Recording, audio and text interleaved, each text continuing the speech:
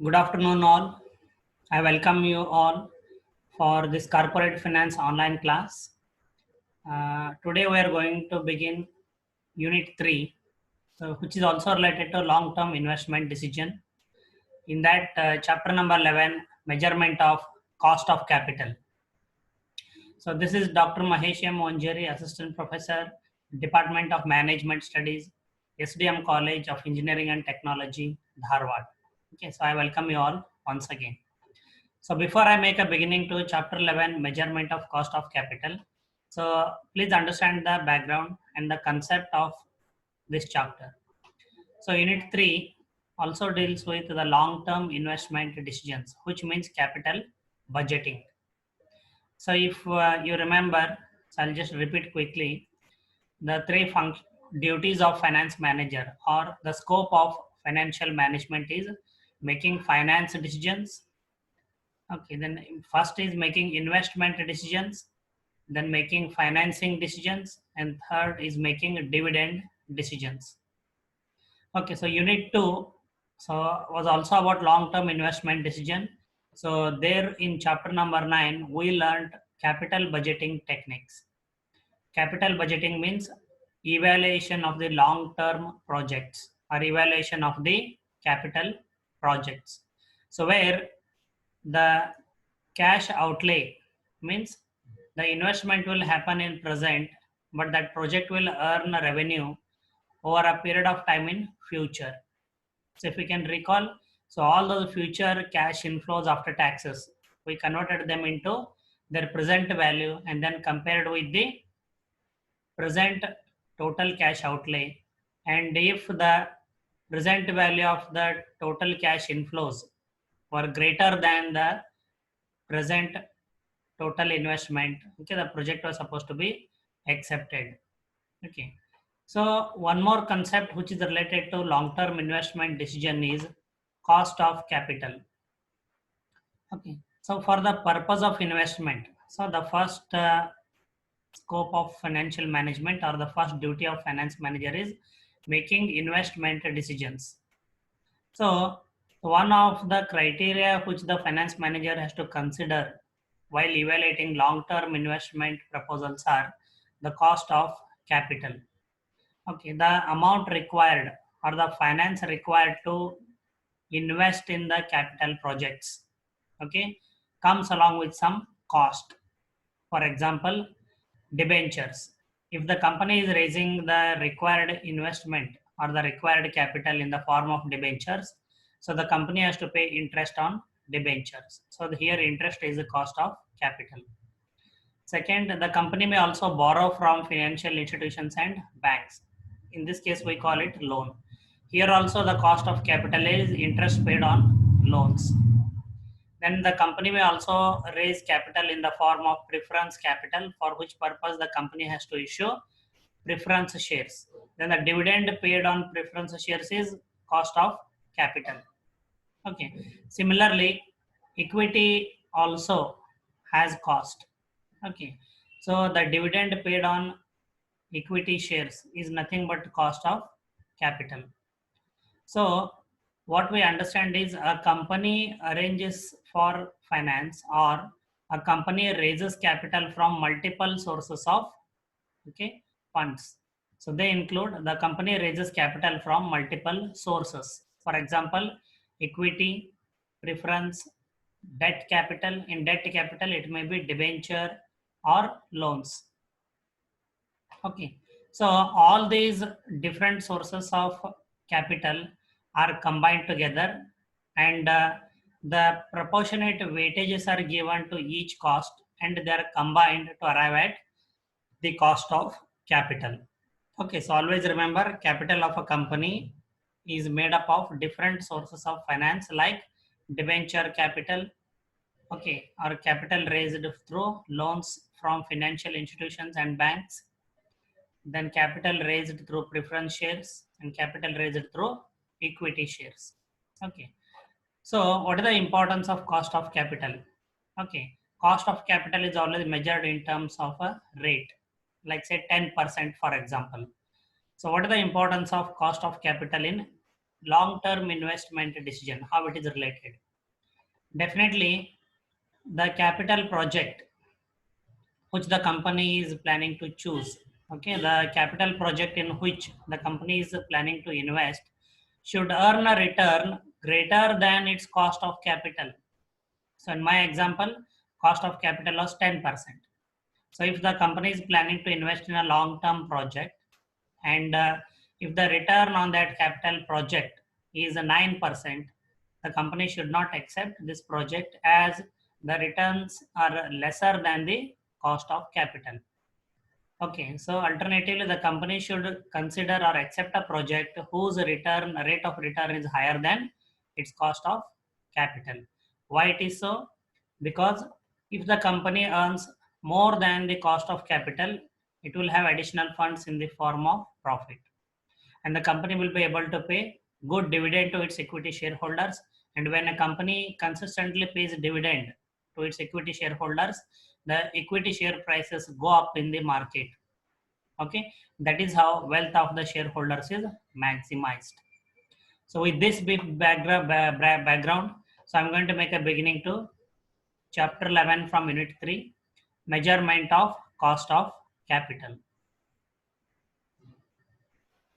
Okay, so first we'll understand the importance of cost of capital in long-term investment decisions. The cost of capital as an operational criterion means a decision-making criterion. How it is used as a decision-making criterion. The cost of capital as an operational criterion is related to the firm's objective of wealth maximization. Just last part of the previous slide, I explained how a company, by choosing the capital projects whose rate of return is higher than its cost of capital, it can maximize its shareholders' wealth. Okay, so exactly that is what I explained in my last sentence.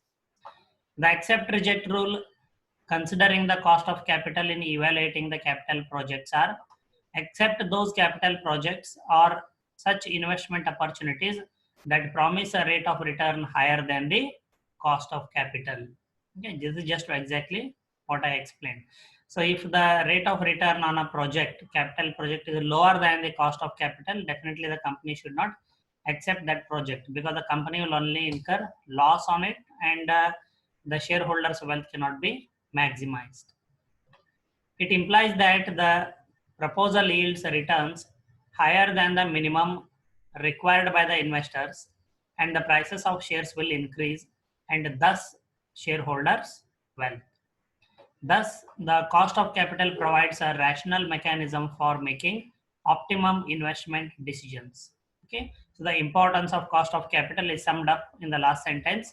Thus, the cost of capital provides a rational mechanism for making optimum investment decisions. So, dear students, this is the importance of cost of capital, how it is used as a decision making criterion in choosing capital projects or investment opportunities.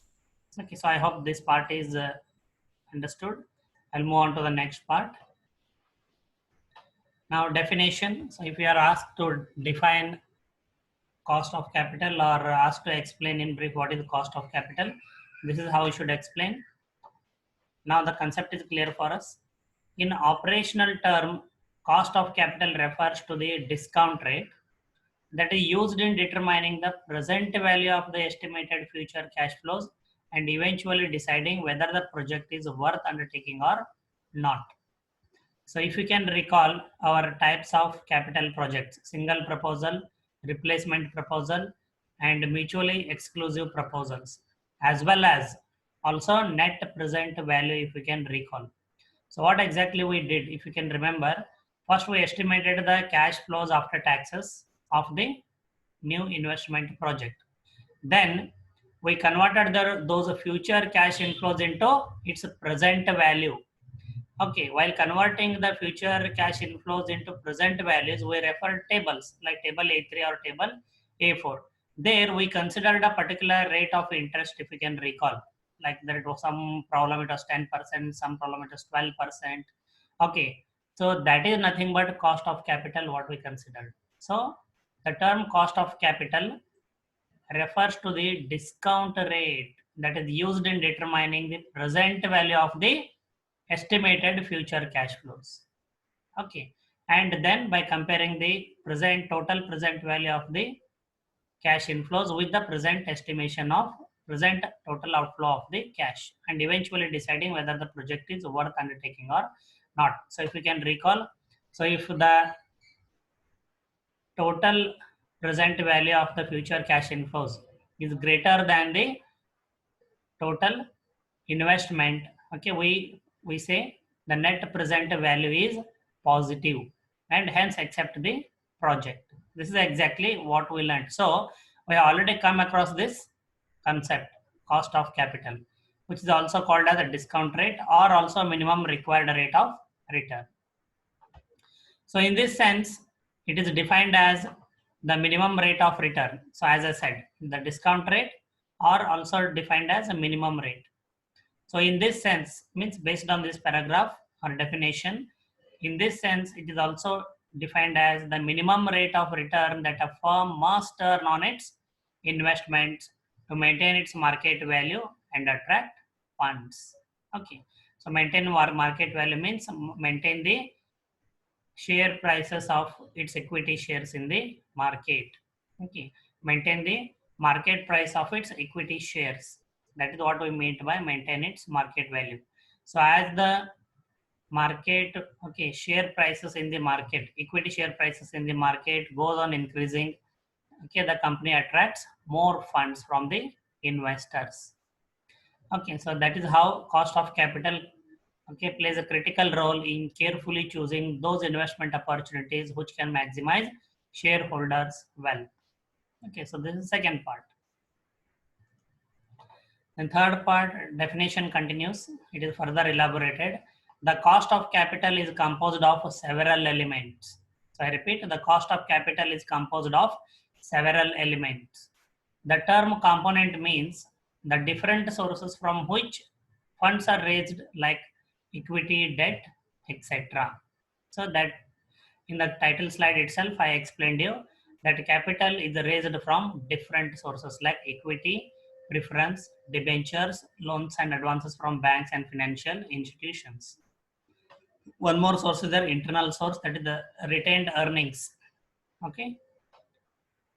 So the term component means the different sources from which funds are raised like equity, debt, etc.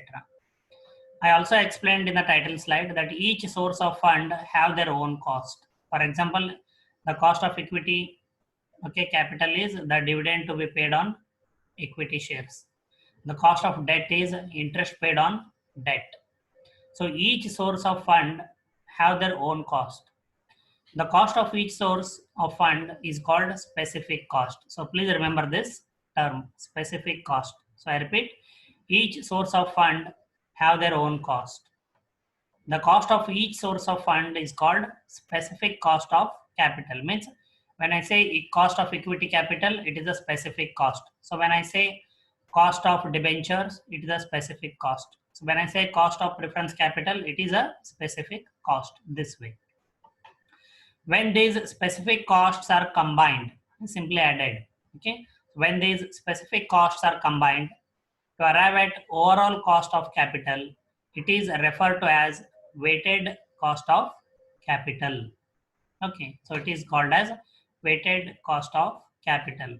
So I'll keep a very simple example. What is meant by weighted cost? So if a company has raised 100 crore rupees, imagine, okay, let's say 1000 crore rupees, a company has raised 1000 crore rupee capital from two sources. One is 600 crore rupee from equity capital and 400 crore rupee from debentures, let us assume. So a company has raised 1000 crore rupee capital from two sources, 600 crore rupee from equity capital or issue of equity shares and 400 crore rupee from debt capital, means by way of issue of debentures. So this way, the ratio of equity and debt in the total capital is 60:40. Or the other way, the weightage of equity capital in the total capital is 60% or 60. And the weightage or the weight of debt capital in the total capital is 40 or 40%. So when these specific costs, in my oral example, 60% equity capital plus 40% debt capital. So when these specific costs are combined to arrive at overall cost of capital, it is referred to as weighted cost of capital. Okay, and at the end of this chapter, we are going to calculate weighted cost of capital. So we are going to use the term cost of capital or weighted cost of capital. We are going to consider them as synonyms, means same. So if I say cost of capital, it means weighted cost of capital. Or if I use the term weighted cost of capital, I mean cost of capital. Okay. So I hope this simple example was good enough to understand. Anyway, we will be solving problems on finding the specific cost of each source of capital, and later we are going to work out on the numerical problems where we calculate weighted cost of capital.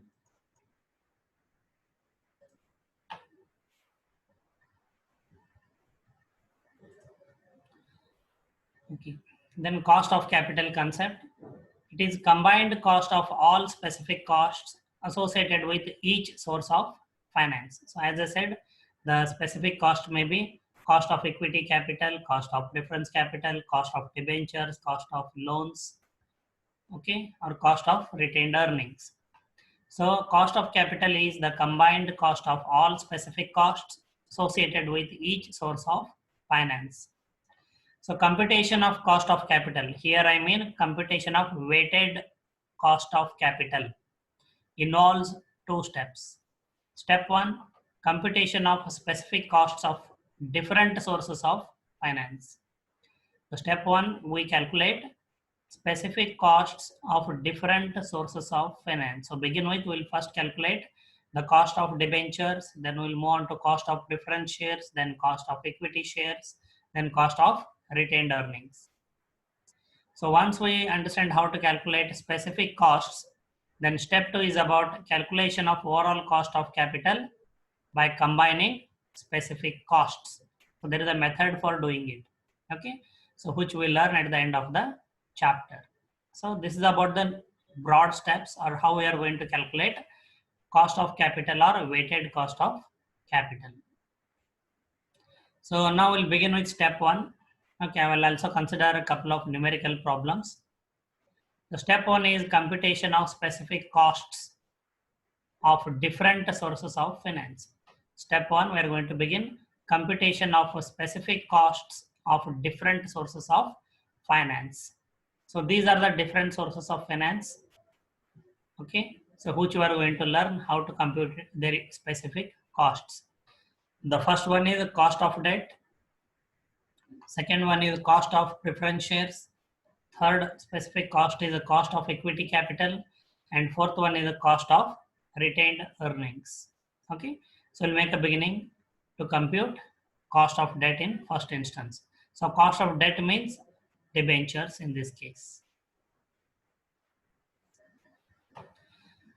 Cost of debt. Okay, so whether a company has borrowed a loan from a bank, or it has borrowed a loan from financial institution, or the company has raised capital by way of issuing debentures. All these put together are termed as debt or debt capital. So please remember, so the method of calculating the cost of debt remains same. Okay, so I'll make a beginning with calculating specific cost. First, we are going to calculate cost of debt, means cost of debentures. To calculate the explicit cost of debt, the following data are required. Net cash proceeds or inflows. The issue price of the debenture. See, these debentures will be in the form of debenture certificates, and each debenture will have a issue price. Say for example, 100 rupee debentures. So the issue price of debentures or a loan amount minus flotation costs from specific source of debt. There is some cost involved in issuing debentures. It is also there even in issuing preference shares as well as issuing equity shares. Okay. Say for example, 5 rupee per debenture is the flotation cost. It means the actual net cash proceeds are 100 rupee face value of the debenture minus 5 rupee flotation cost. The net cash proceeds or inflows are 95 rupees, which is used in the problem. So second data what we need is net cash outflows in terms of the amount of periodic interest payment. So once a company raises capital by way of debt, it has to pay interest periodically. So in terms of the amount of periodic interest payment and repayment of principal in installments or in lump sum on maturity. Okay. The debt can be either perpetual or irredeemable. Okay. See the debt. Okay, debentures are of two types. They can be irredeemable or redeemable. So for non-commerce students, please pay attention. Perpetual or irredeemable means the actual amount of debenture will not be refunded to the debenture holders. Say for example, if I have purchased the debenture of 100 rupee face value, okay, and at the coupon rate of interest is 10%. Every year I will receive 10% interest on my debenture, which is 10 rupees. But I will not get the refund of my 100 rupees. Okay, they are called as perpetual debt or irredeemable debentures. Redeemable debentures are, let us say, 100 rupee debentures, 10% interest, okay, and for 10 years. So I repeat, 100 rupee debenture, 10% interest for 10 years. Here it means, okay, the debenture holder is entitled to receive 10% interest each year on the debenture for 10 years. And after 10 years, he or she will also get back the 100 rupee amount of debenture. So it is called as a redeemable. The only difference, okay, between how the company, the purpose of issuing irredeemable as well as redeemable debentures, okay, is on irredeemable debentures, generally the rate of interest will be higher than the rate of interest on redeemable debentures. Okay. So with this, now we'll move on to the next slide.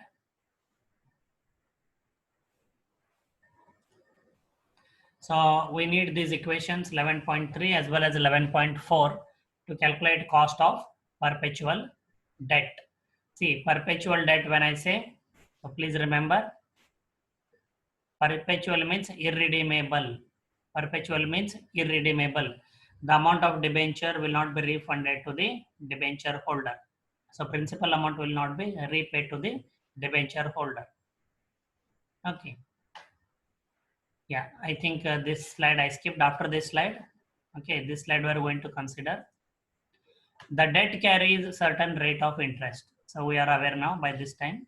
The coupon interest rate on debt, the coupon interest rate on debt represents an approximate cost of debt. So in my example, I said 10%, 100 rupee debenture of 10% interest. It means approximately the coupon interest rate in my oral example 10%. It represents the approximate cost of debt. But this coupon rate of interest on debt is the before tax cost of debt. Okay. So if you remember, okay, that interest paid on debentures or interest paid on loans is tax deductible. It is deducted from the taxable income. So that is the reason why, since the effective cost of debt is this coupon rate of interest on debt is the before tax cost of debt. And since the interest paid on debt is deductible from the taxable income, the effective cost of debt is the tax adjusted rate of interest. The before tax cost of debt should be adjusted for the tax effect. Okay. The bonds and debentures can be issued. Okay. So this is one point. The second point related to cost of perpetual debt is the bonds and debentures can be issued at par, discount, and premium.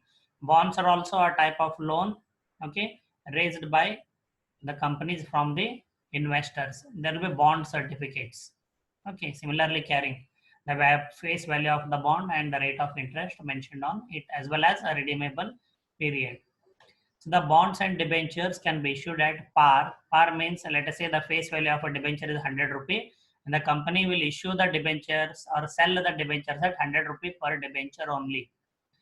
Discount means in case of new companies which are not very popular in the market, to attract the investors or to increase the demand, they sell the debenture certificates or they sell the debentures at a rate lower than the face value. Say for example, a 100 rupee debenture can be sold at 90 rupees, means 10% discount. It is done to attract the investors or to increase the demand for a company's debentures. And premium, and those companies who have very high reputation in the stock market, whose stock prices are okay very high, and a large number of investors are interested in buying the bonds and debentures or preference shares or equity shares from such a large big company. Okay, so generally the number of investors will be more than the number of debentures or equity shares or preference shares. So that is the reason why, to take the advantage of that, these popular companies sell their debentures or preference shares or equity shares at a premium. Means, let's say if the debenture face value is 100 rupees, the company may sell it at 110 rupees. Still, okay, investors will be interested in buying this debenture even though it is sold at a price higher than its face value or at premium. Reason I told, because the company is very popular, okay, it has a very strong financial standing in the market and its share prices are very high. Okay, so with after that we're going to learn the cost equations to calculate the cost of perpetual debt. The first equation 11.3 is the before tax cost of debt. Okay, ki is equal to I divided by SV. Ki is before tax cost of debt. I is annual interest payment, it is in rupees. SV is the sale proceeds of the bond or debenture. Okay, then after tax cost of debt. Okay, since we need to consider the tax adjusted cost of debt for effective purpose, so we need to calculate KD. We require equation 11.4 which gives KD. KD is tax adjusted cost of debt. KD is equal to I divided by SV into 1 minus T. So KD is tax adjusted cost of debt and I is annual interest payment. SV is sale proceeds of the bond or debenture and T is the tax rate. Okay, so we convert it from a percentage to decimal. So this is how we go ahead and calculate the cost of perpetual debt, means irredeemable debt. Sorry, cost of perpetual debt means irredeemable debt, before tax cost and after tax cost. Okay, so now I'm going to unmute you all. So before I go ahead and solve the problem in my next class, so I will take questions from you. Okay, and those students who have question, okay, please ask your question, clarify your doubts, and then mute your audio again. And those students who do not have question, immediately mute your audio. Thank you.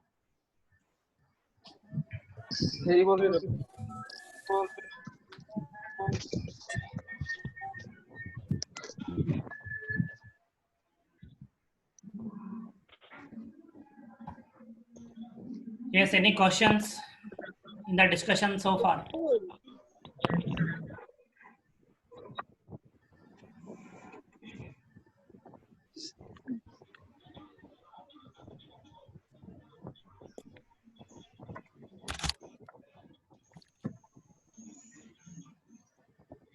Sir, Yes, can you repeat once again par, sir?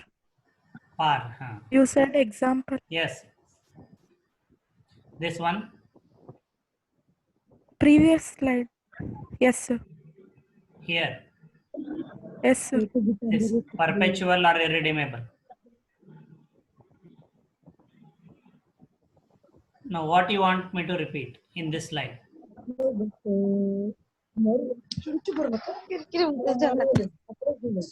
Class में सुनकर तो कहीं भी समझ में नहीं आ रही है। Gitanjali, क्या करे?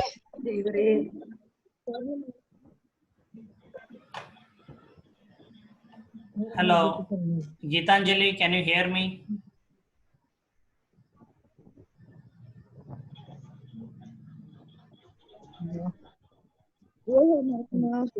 Okay, what you want me to explain in this slide?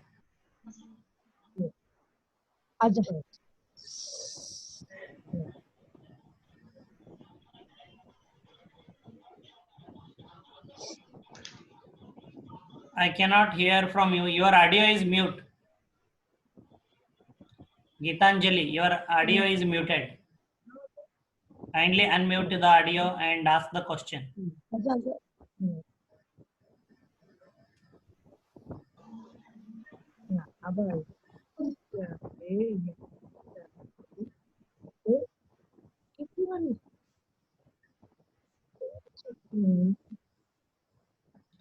Okay, any other student in the meanwhile? Anyway, we have one more class.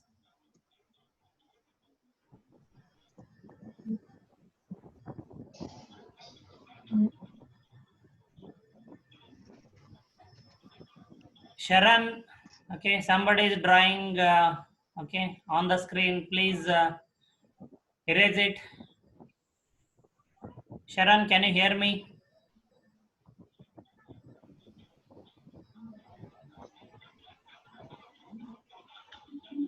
Sharon, can you hear me?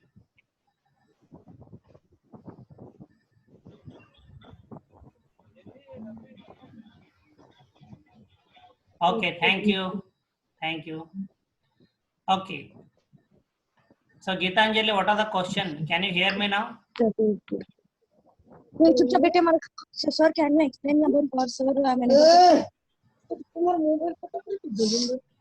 Okay, it's okay. Next question. Next student.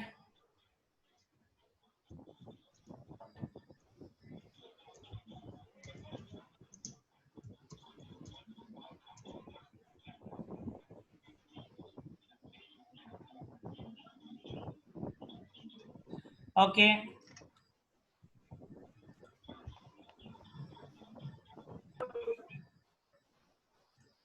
Okay, so from the chart, I learned that, okay, Nandan also said that somebody is asking about par. Okay, so it is here, PAR, par. So the bonds and debentures can be issued at par, discount and premium. So I'll explain. See, these debentures are issued in smaller denomination. Okay, debenture is a source of finance from which a company raises capital. Okay, say for example, okay, very hypothetical, small example so that we can understand. If a company wants to raise, let us say, okay, 1 lakh rupees. Okay, so what they will do is, okay, so that 1 lakh rupee will be broken down into debentures of smaller denomination, let's say 100 rupees. So 1 lakh divided by 100, okay, means 1000 debentures. 1000 debentures will be issued by the company so that it becomes easy for the retail investor to purchase. So the face value of the debentures, let us say if it is 100 rupees. Okay, so if I am an investor and if I want to buy debentures of a company, okay, if I want to buy debentures of a company, so I have to pay 100 rupees and purchase the debentures in my example, in my oral example. So the company which is issuing debentures may issue the debentures at par. Issue means sell the debentures. A company may sell the debentures on par or issue the debentures at par means exactly the company will issue the debentures or the company will sell the debentures exactly as per the face value.